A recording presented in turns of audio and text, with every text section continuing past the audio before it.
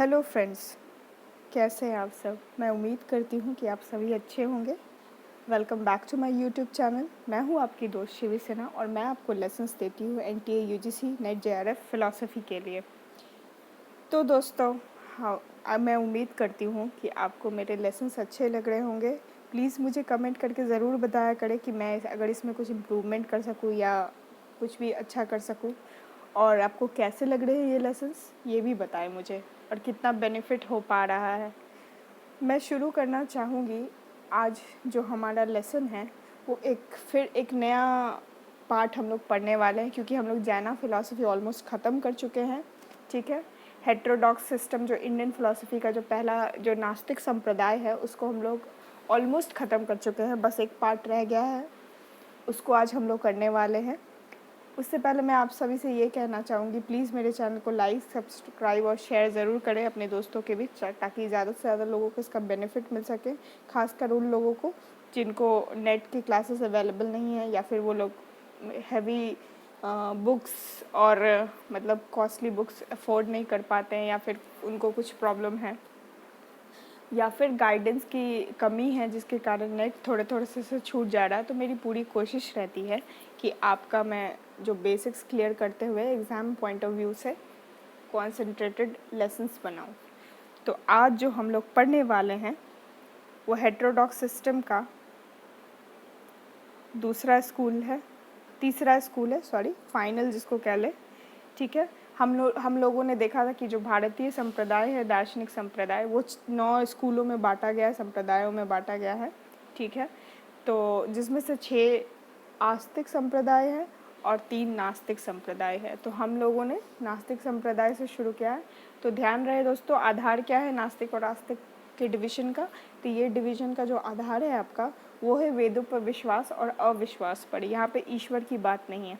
ठीक है, तो आज जो हम जिस यूनिक फ़िलासफ़ी को पढ़ने जा रहे हैं वो है बौद्ध फ़िलासफ़ी, द बौद्धा फ़िलासफ़ी या बुद्धिस्ट फ़िलासफ़ी कह लें, जो कि प्रख्यात रूप से बौद्ध धर्म के नाम से जाना जाता है कॉमन लैंग्वेज में। बट बौद्ध फ़िलासफ़ी, बुद्धिस्ट फ़िलासफ़ी और बुद्धिज़्म में काफ़ी अंतर है। ठीक है, रिलीजन यानी धर्म जो है वो तब बनता है जब किसी कोड ऑफ कंडक्ट जो मानव जीवन को चलाने का रास्ता लेके, ये जो है दर्शन जो होता है वो हमारा मार्गदर्शन करते हैं, हमारे रास्ते को हमें देखने के लिए एक मतलब इंसाइट देते हैं हमारे माइंड में, हमें एक दिमाग में इतना ये चीज़ देते हैं कि आप किसी भी चीज़ को उसके सही स्वरूप के रूप में देख सकें।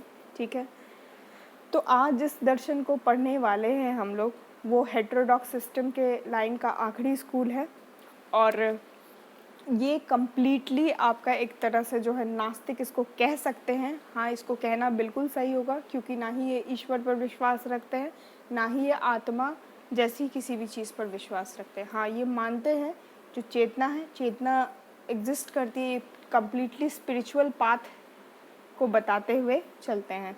तो ये स्कूल बहुत ही ब्रॉड और बहुत ही बड़ा है, जिसको एक लाइफ टाइम काफ़ी नहीं है इसको कंप्लीट करने के लिए, बहुत ज़्यादा बड़ा है। इसीलिए हम लोग इसके जो एग्ज़ाम पॉइंट ऑफ व्यू से बेसिक्स को देखते हुए हम लोग कुछ इम्पॉर्टेंट चीज़ों को देखेंगे जो कि हमारे एग्ज़ाम के लिए इम्पॉर्टेंट है और आपको ये स्कूल समझ आ जाए।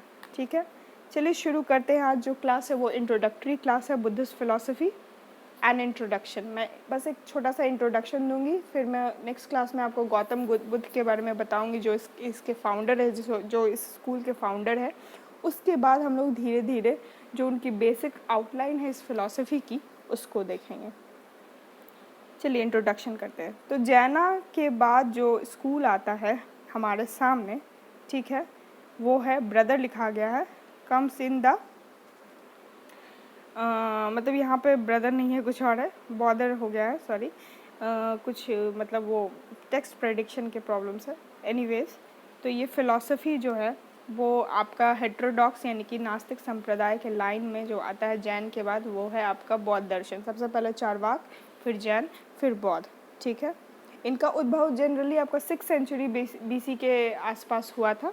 ठीक है, तो हम लोग देखते हैं कि ये जो एक बहुत ही वास्ट फिलोसॉफिकल थॉट है, दार्शनिक चिंतन है, एक जो कि जनरली आपका जो वेद में बहुत ज़्यादा जैसा मैंने आपको शुरू में बताया था कि एक तरह से ये रिएक्शंस थे, ये हेटेरोडॉक्स नास्तिक संप्रदाय एक तरह से आपके जो जो जो वेद पुराणों में जो ब्राह्मणवाद इतना ज़्यादा फैल गया था, लोगों के जीवन में हावी होने लगा था, राजनीति बाकी सारी चीज़ों में हावी होने, एक तरह से ये रिएक्शन की तरह ये सामने उभर कर आया था और उसी रूप में से हम देखेंगे।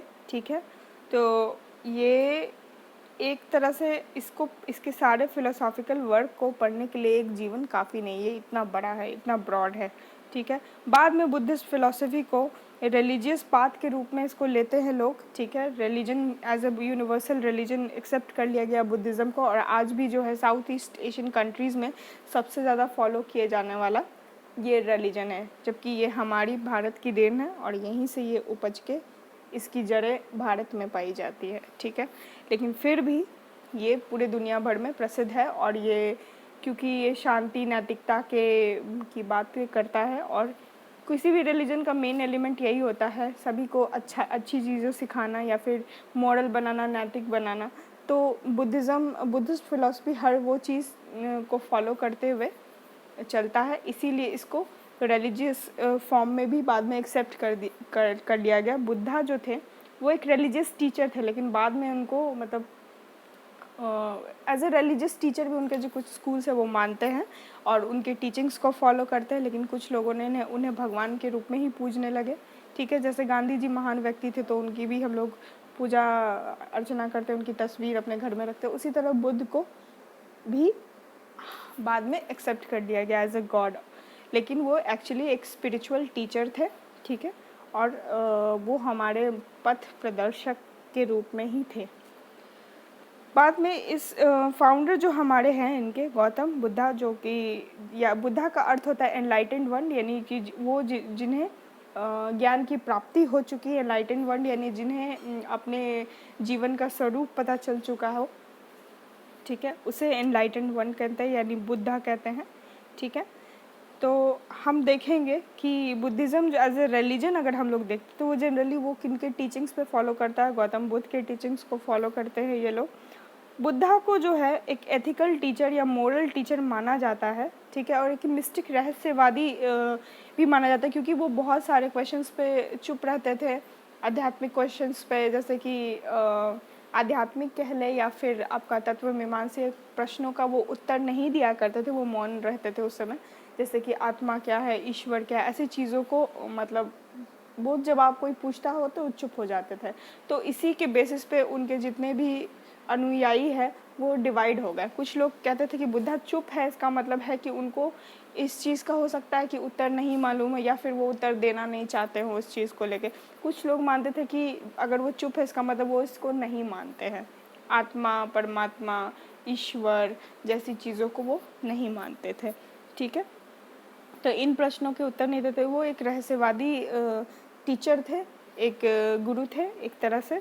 ठीक है, और रहस्यों का भी खुलासा करते थे, जीवन के रहस्यों का भी खुलासा करने में मदद करते थे, और निर्वाण की प्राप्ति करने में भी मदद करने के लिए उन्होंने इस अपनी एक फ़िलॉसफी को डेवलप किया। ठीक है, तो कह सकते हैं कि उनका जो टीचिंग्स है वो जब रिलीजियस फॉर्म मतलब जब मॉरल कोड एंड कंडक्ट के रूप में देखा जाए तो ये एक रिलीजन के फॉर्म में भी एक्सेप्ट किया गया, और ये एंटायरली एक मतलब रिलीजन विदाउट गॉड है, यानी कि ईश्वर विहीन धर्म है ये, जिसमें कि नैतिक मूल्य ही सर्वश्रेष्ठ रूप में माने गए हैं। और जो बुद्धा ने जो भी रास्ता दिखाया है ह्यूमन लाइफ को सफरिंग से फ्री होने के लिए, या फिर जो हमारे जो कष्ट है जीवन में कैसे मुक्ति पा सकते हैं, उसी को फॉलो करके चलते हैं इस। ठीक है, तो जनरली इनकी जो टीचिंग्स है वो मेनली इस बात पे हमारा जो जीवन है, जो मानव जीवन है, जिस पे बहुत सारे दुख है, सुख है और बहुत सारी चीज़ें हैं, बीमारी है, कारण है दुख का, वो ये सब चीज़ों को लेके ही उन्होंने मतलब कि जो सोनली हमारे जो ह्यूमन लाइफ होता है उसको लेके उसको एक्सप्लेन करता कि ये हमारा जीवन क्या है और हम लोग क्यों जन्म लेते हैं, क्यों मतलब मृत्यु हो जाती है, या फिर मृत्यु लेके क्यों जन्म लेते हैं। ये सारी चीज़ें जो भी क्वेश्चंस है हमारे जीवन से रिलेटेड, वो सबको उस सब का आंसर करता है ये फ़िलॉसफी। और ऐसे तो जनरली सभी फ़िलॉसफी, इंडियन फ़िलॉसफी के स्कूल्स ये आंसर करते हैं, बट बुद्धा का नोशन कुछ और है, बहुत ही वाइड एंड ब्रॉड है, जो हम देखेंगे इन कोर्स ऑफ टाइम। और 4 नोबल ट्रुथ, इनकी जो टीचिंग है मेनली बस कुछ नहीं है, 4 आर्य सत्य को मानते हैं, 4 नोबल ट्रुथ को कहते हैं, यानी ये जीवन में 4 आर्य सत्य के बारे में डिस्कशन करते हैं कि हमारे जीवन का। मैं पूरे स्टोरी को बताऊंगी क्योंकि आगे पढ़ने से पहले गौतम बुद्ध के हिस्ट्री को जानना भी बहुत ज़रूरी है। अगर नहीं जानेंगे तो हम लोग बुद्धिस्ट फिलॉसफी को थोड़ा समझने में डिफ़िकल्टी हो सकती है। तो जो बेसिक आउटलाइंस है, क्यों बुद्धा एक आम इंसान से एक एनलाइटेंड वन में कन्वर्ट हो गए, बुद्धा में बदल गए गौतम जो थे। तो उनका जो है doctrine of origin dependent origination, यानी प्रकृति समुत्पाद का सिद्धांत था। 12 व्हील्स ऑफ लाइफ साइकिल या ह्यूमन साइकिल जो है, ठीक है, 12 व्हील्स ऑफ डिपेंडेंट ओरिजिनेशन, 12 चक्र जिसको कह सकते हैं, जीवन चक्र को लेके कह सकते हैं कि हमारा पूरा समस्त जीवन जो है उन 12 चक्रों में ही घूमता रहता है जब तक हम निर्वाण की प्राप्ति नहीं कर लेते। तो सभी के बारे में हम लोग पढ़ेंगे। तो ये था इंट्रोडक्शन। आई होप आपको मेरा ये लेसन अच्छा लगा हो। अगर नहीं लगा हो तो भी बताएं, लगा हो तो भी बताएं। प्लीज़ मेरे चैनल को लाइक, सब्सक्राइब और शेयर ज़रूर करें। और थैंक यू वेरी मच मेरे चैनल को इतना पसंद करने के लिए।